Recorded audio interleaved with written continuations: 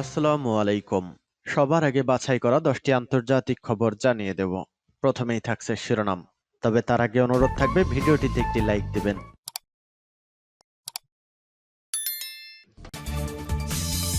দখলদার ইসরায়েলি বাহিনী এবং ফিলিস্তিন পুরোদমে যুদ্ধ চলছে। আমাদের হাতে এসেছে ভয়ঙ্কর সব আন্তর্জাতিক সংবাদ। প্রথমেই জানিয়ে দেব সংবাদ শিরোনাম। গুরুত্বপূর্ণ নেতাদের মেরে ফেললেই হিজবুল্লাহ ভেঙে পড়বে না, বলেছেন খামেনি। এরপর জানিয়ে দেব ইসরায়েলি হামলায় লেবাননের একই পরিবারের 11 সদস্য নিহত। এদিকে চীনে গোপন যুদ্ধ ড্রোন প্রকল্প স্থাপন করেছে রাশিয়া। এরপর জানিয়ে দেব জেলেনস্কির শান্তি পরিকল্পনা মারাত্মক পরিণতি ডেকে আনবে। আরও জানিয়ে দেব লেবাননে উত্তেজনা কমাতে ইরানের প্রেসিডেন্টকে ম্যাক্রোর অনুরোধ। সর্বশেষ জানিয়ে দেব মধ্যপ্রাচ্যে আরও সৈন্য পাঠাচ্ছে যুক্তরাষ্ট্র। এতক্ষণ শুনছিলেন সংবাদ শিরোনাম, এবারে বিস্তারিত। তবে অনুরোধ থাকবে ভিডিওটিতে একটি লাইক করবেন এবং কমেন্ট করে জানিয়ে দেবেন কোন জেলা থেকে আপনি আমাদের এই ভিডিওটি দেখছেন।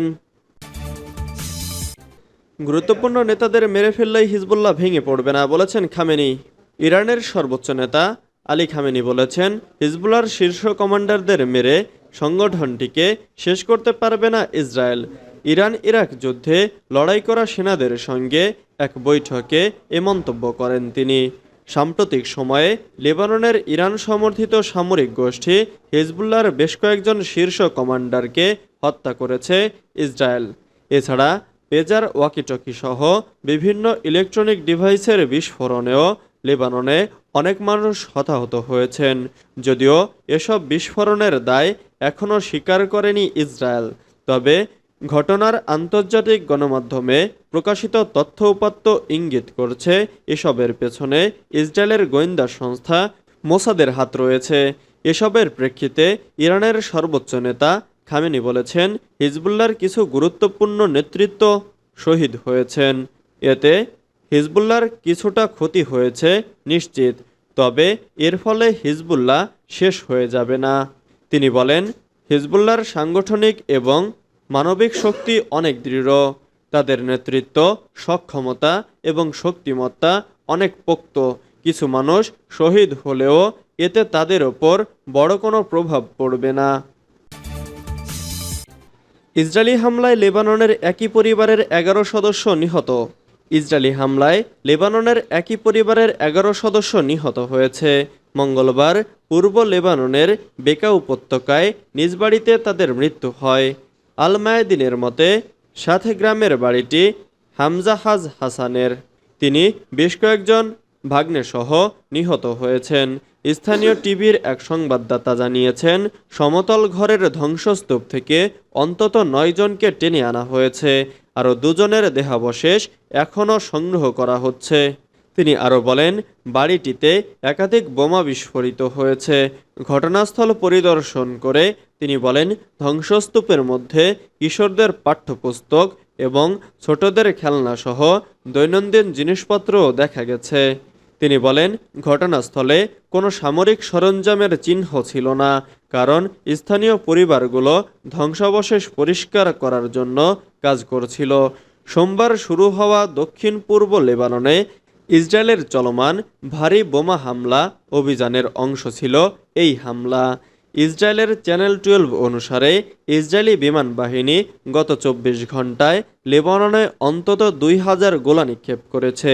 লেবাননের স্বাস্থ্য মন্ত্রণালয় জানিয়েছে, মঙ্গলবার দুপুর নাগাদ 50 শিশু এবং 94 জন নারীসহ কমপক্ষে 558 জন নিহত হয়েছে। এছাড়া 1835 জনেরও বেশি লোক আহত হয়েছিল। চীনে গোপন যুদ্ধ ড্রোন প্রকল্প স্থাপন করছে রাশিয়া। রাশিয়া চীনে একটি গোপন যুদ্ধ ড্রোন প্রকল্প স্থাপন করেছে বলে দাবি করা হচ্ছে এবং তা ইউক্রেনের বিরুদ্ধে যুদ্ধে ব্যবহার করার জন্য দীর্ঘপাল্লার আক্রমণ ড্রোন তৈরির লক্ষ্যে পরিচালিত হচ্ছে। ইউরোপের একটি গোয়েন্দা সংস্থার 2টি সূত্র এবং রয়টার্সের পর্যালোচনা করা নথিগুলোর মাধ্যমে এ তথ্য উঠে এসেছে। রাশিয়ার রাষ্ট্রীয় অস্ত্র কোম্পানি আলমাজ আন্তেই এর একটি সহযোগী প্রতিষ্ঠান IEMZ কুপল চীনের বিশেষজ্ঞদের সহায়তায় গারপিয়া-3 নামক একটি নতুন ড্রোন মডেলের উন্নয়ন এবং পরীক্ষামূলকভাবে চালু করেছে। কুপল এবছরের শুরুর দিকে রাশিয়ার প্রতিরক্ষা মন্ত্রণালয়ে একটি প্রতিবেদন পাঠায়, যেখানে তারা তাদের কাজের বিবরণ তুলে ধরে। আরেক প্রতিবেদনে কুপল জানায় যে তারা চীনের একটি কারখানায় জিও-3 সহ ড্রোনগুলো ব্যাপকভাবে উৎপাদন করতে সক্ষম হয়েছে, যা বিশেষ সামরিক অভিযান হিসেবে পরিচিত ইউক্রেন যুদ্ধে ব্যবহারের জন্য প্রস্তুত করা হয়েছে। এ বিষয়ে বিস্তারিত জানতে রয়টার্সের অনুরোধের পরও কুপল আলমাজ আনতেই এবং রাশিয়ার প্রতিরক্ষা মন্ত্রণালয় কোনো মন্তব্য করেনি। জেলেনস্কির শান্তি পরিচালনা মারাত্মক পরিণতি ডেকে আনবে। ইউক্রেনের প্রেসিডেন্ট ভলোদিমির জেলেনস্কির প্রস্তাবিত শান্তি পরিকল্পনাকে একটি মারাত্মক ভুল বলে অভিহিত করেছেন ক্রেমলিন, যা কিয়েভের জন্য মারাত্মক পরিণতি ডেকে আনতে পারে। বুধবার এক বিবৃতিতে ক্রেমলিনের মুখপাত্র দিমিত্রি পেসকভ এ হুঁশিয়ারি দিয়েছেন। তিনি বলেছেন, রাশিয়া শান্তি চায়, তবে শান্তি জোর করে চাপিয়ে দেওয়া সম্ভব নয়। পেসকভের এমন মন্তব্যের আগে জেলেনস্কি জাতিসংঘ নিরাপত্তা পরিষদে বলেন যে কেবল আলোচনা করেই যুদ্ধ বন্ধ করা সম্ভব নয়, বরং মস্কোকে যুদ্ধ শেষ করতে বাধ্য করতে হবে। রাশিয়া এবং ইউক্রেনের মধ্যে চলমান এ সংঘাতের মধ্যে উভয় পক্ষের এ অবস্থান শান্তি আলোচনার ভবিষ্যৎকে আরও অনিশ্চয়তার মধ্যে ঠেলে দিয়েছে। লেবাননে উত্তেজনা কমাতে ইরানের প্রেসিডেন্টকে ম্যাক্রোর অনুরোধ। ফরাসি প্রেসিডেন্ট ইমানুয়েল ম্যাক্রো মঙ্গলবার এক আলোচনায় ইরানি প্রেসিডেন্টকে লেবাননে ক্রমবর্ধমান উত্তেজনা কমাতে তার প্রভাব ব্যবহার করার অনুরোধ জানিয়েছেন। ফরাসি এলিসি প্রাসাদের উদ্ধৃতি দিয়ে জাতিসংঘ থেকে বার্তা সংস্থা এএফপি এ খবর জানায়।